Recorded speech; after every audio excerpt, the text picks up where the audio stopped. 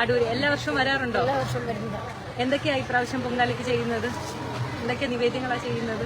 പൊങ്കാലയ്ക്ക് മണ്ടപ്പുറ്റും പിന്നെ പൊങ്കാല പായസം. ഇതെന്താ ചെയ്യുന്നതെന്നൊന്ന് പറഞ്ഞുതരൂ. ഗണപതി എന്തൊക്കെയാ അതിൽ വെക്കുക? അതിൽ അവല്, മലര്, കൽക്കണ്ടം, മുന്തിരിങ്ങ, തേങ്ങ, പഴം. ഒറ്റയ്ക്കാണോ വന്നത്? അല്ല, മാമന്റെ മോള് ടീച്ചർ. എല്ലാ വർഷവും വരാറുണ്ട്? എല്ലാ വർഷവും വരുന്നത്. പിന്നെ ചേച്ചി എല്ലാം ഉണ്ട്.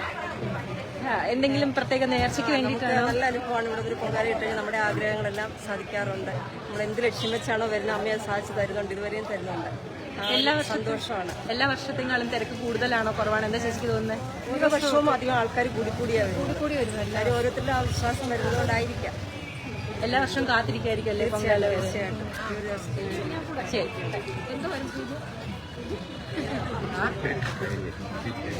എന്നെ കൂടെ എന്ന് പറഞ്ഞപ്പോൾ നിങ്ങൾ എന്താ ഇട്ടേക്ക് പോകും?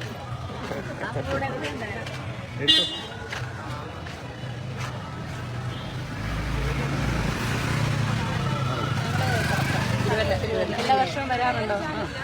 എന്താ ചേച്ചിയുടെ പേര്? തങ്കമണി, ലീല വിജയൻ. എല്ലാവരും ഒരിടത്തും കാണാൻ വരുന്നത്? എത്ര വർഷമായിട്ട് വരുന്നുണ്ട്? ഞാൻ ഒത്തിരി വർഷം കൊണ്ട് വരുന്നുണ്ട്. ഒത്തിരി വർഷം ആണോ? ഞാൻ രണ്ടാമത്തെ വർഷം. ആണോ? എന്തെങ്കിലും പ്രത്യേക നേർച്ച വിചാരിച്ചിട്ടാണോ അതോ? ഞാനൊരിക്കലും ഓരോ കാര്യങ്ങൾ സാധിക്കാം. ഞങ്ങൾക്ക് പറഞ്ഞെടുക്കാൻ സാധിച്ചിട്ടുണ്ട്.